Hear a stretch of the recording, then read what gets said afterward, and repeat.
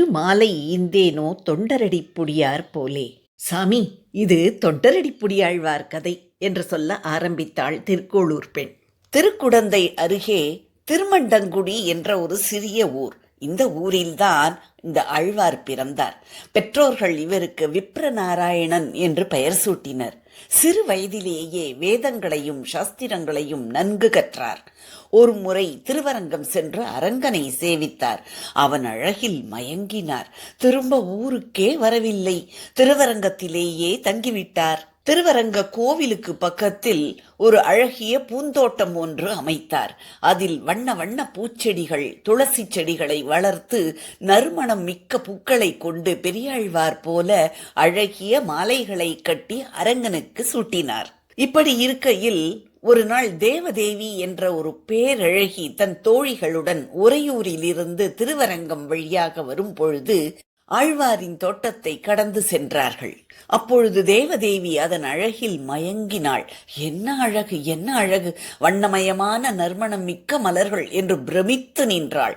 இந்த அழகிய தோட்டத்தை பராமரிப்பவர் யாரோ என்று தேடினாள். அப்பொழுது முனிவர் போல ஒருவர் தாடி மீசையுடன் கையில் ஒரு கூடையுடன் பூப்பறித்துக் கொண்டிருந்தார். தோட்டத்தை பராமரிப்பவர் இவராகத்தான் இருக்க வேண்டும் என்று யூகித்து அவர் அருகில் சென்றாள்.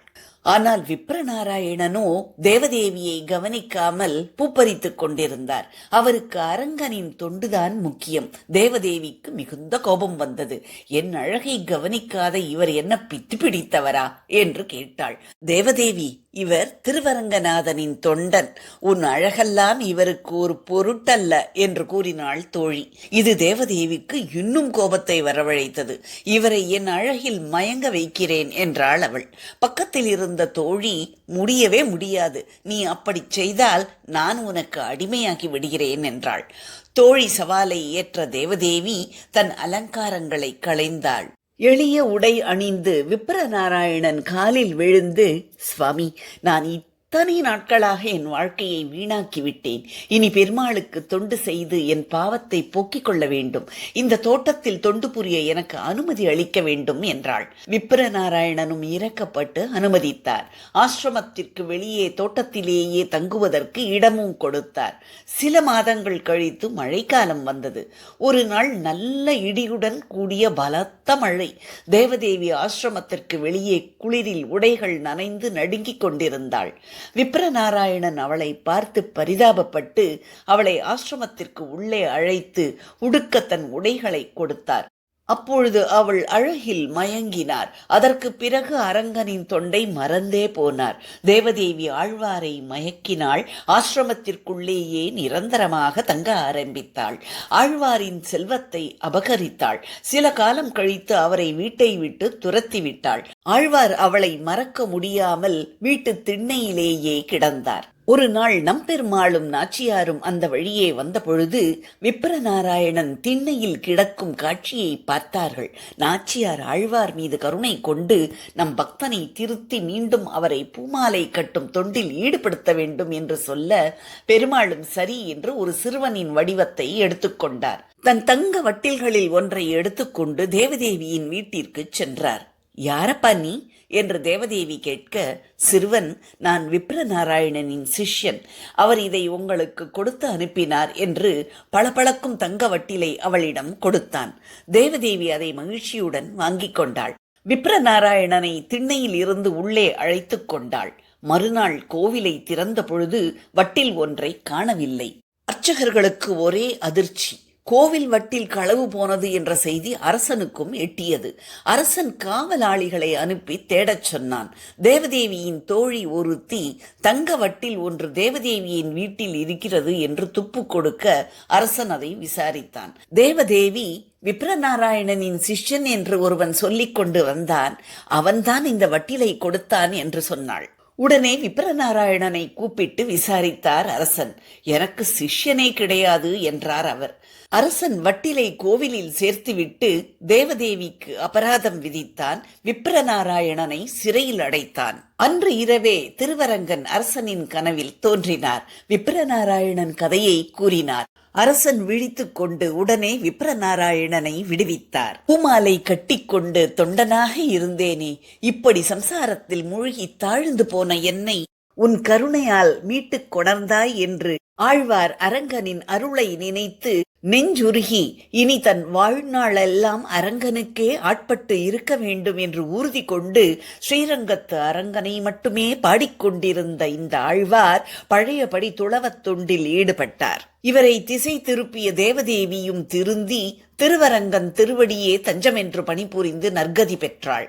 இடையில் சிறிது காலம் அரங்கனை மறந்ததை பெரிய குற்றமாக கருதிய ஆழ்வார் அதற்கு பரிகாரமாக அரங்கனின் தொண்டர்களின் திருவடி தீர்த்தத்தை பருகினார் என்றும் அதன் காரணமாகவே தொண்டர் அடி பொடி ஆழ்வார் என்று பெயர் ஏற்பட்டதாகவும் கூறுவார்கள். தான் என்னும் ஆணவத்தை தவிர்க்கும் பொருட்டு தன்னை சிறுமைப்படுத்திக் கொள்வது ஞானிகளுக்கு இயற்கை. மேலும் பரமனுக்கு அடிமை என்பதை விட அவன் தன் உத்தம அடியாருக்கு அடிமை என்பதை பெரிதாக எண்ணுவது வைணவ மரபு. அதனாலேயே அரங்கனுடைய தொண்டர்களின் அடியாகிய திருவடியின் தூசி என்னும் பொருள்பட தொண்டரடிப்பொடி என்றும், ஸ்ரீமன் நாராயணனின் கல்யாண குணங்களில் கரைக்கப்பட்டு மிகவும் சிறந்த குணங்களோடு எம்பெருமானின் திருவடியில் தங்களை ஆழ புதைத்துக் கொண்டதால் அவர்களை ஆழ்வார்கள் என்றும் அழைப்பதற்கு இணங்க தொண்டரடிப்பொடியாழ்வார் ஆனார் என்றும் கூறப்படுகிறது. அரங்கனிடம் கொண்ட பக்தியின் தீவிரத்தில் திருமாலை என்னும் 45 பாசுரங்களை அருளினார் தொண்டரடிப்பொடியாழ்வார். குடதிசை முடியை வைத்து குணதிசை பாதம் நீட்டி வடதிசை பின்பு காட்டி தென் திசை இலங்கை நோக்கி கடல் நிறக் கடவுள் எந்தை அரவணை துயிலுமா கண்டு உடலெனக்கு உருகுமாலோ என் செய்வேன் உலகத்தீரே என்று ஒரு பாசுரத்தில் உலக மக்களிடம் கேட்கிறார். உடலும் உள்ளமும் உருகாமல் உள்ள உலகத்தீரே, மேற்கு திசையில் தன் திருமுடியை வைத்து கிழக்கு திக்கில் தனது திருப்பாதங்களை நீட்டிக்கொண்டு வடக்கு திசைக்கு தனது பின்னழகை காண்பித்துக் கொண்டும் தென் திசை இலங்கையை நோக்கியவாறும் கடலை போன்ற கருநீல நிறத்தில் பாம்பின் மேல் கண் வளர்வதைப் போல யோக நித்திரையில் ஆழ்ந்திருக்கும் எந்தன் கடவுள் அரங்கனது அழகைக் கண்டு எனக்கு உடலே உருகுகிறதே, என்ன செய்வேன் என்று கூறி அரங்கனிடம் உள்ள அதீத பக்தியை வெளிப்படுத்துகிறார் தொண்டரடிப்பொடியாழ்வார். திருமாலை அறியாதார் திருமாலையே அறியாதர் என்னும் வழக்கு இவரின் படைப்புகளுள் ஒன்றான திருமாலையின் உயர்வை செப்புகிறது. இதன் பொருள் யாதெனில், ஆழ்வார் இயற்றிய திருமாலை என்னும் நூலை அறிந்திடாதவர் பரமனாகிய திருமாலையே அறிந்திடாதவர்களாவார் என்பது. அல்லது பரமனாகிய திருமாலை அறிய விரும்புவோர் ஆழ்வாரின் திருமாலை என்னும் நூலை படித்தால் போதும் என்பது.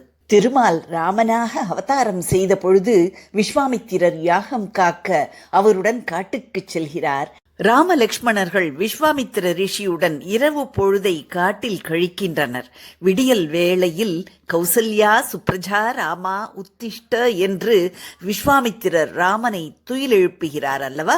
அதுபோல அர்ச்சாவதாரத்தில் அரங்கனை துயிலெழுப்பும் விதமாக 10 பாசுரங்களை கொண்ட திருப்பள்ளி எழுச்சி என்னும் பிரபந்தத்தையும் தொண்டரடிப்பொடியாழ்வார் அருளியிருக்கிறார். அரங்கன் கொடுத்து வைத்தவர் சாமி. இந்த ஆழ்வார் அரங்கனை மட்டுமே பாடியிருக்கிறார். தொண்டரடிப்பொடியாழ்வார் திருமாலை என்ற பாமாலையும் பூமாலையையும் சமர்ப்பித்தார். அரங்கனுக்கு 2 மாலை சமர்ப்பித்தவர். இவரைப் போல நான் எதுவும் சமர்ப்பிக்கவில்லையே, அதனால்தான் இந்த ஊரை விட்டு போகிறேன் என்றாள் திருக்கோளூர் பெண். குழந்தாய், கொஞ்சம் பொறு. இந்த தொண்டரடிப்பொடியாழ்வாருக்கு பிறகு அவதரித்த திருப்பானாழ்வார் வேங்கடவன்தான் அரங்கன் என்று அமலநாதிபிரான் பாசுரத்தில் சொல்கிறார். அதனால் திருமலையோ திருவரங்கமோ ஆழ்வார்களுக்கு எல்லோரும் திருமால்தான் என்றார் ராமானுஜர். அருமையான விளக்கம் சாமி.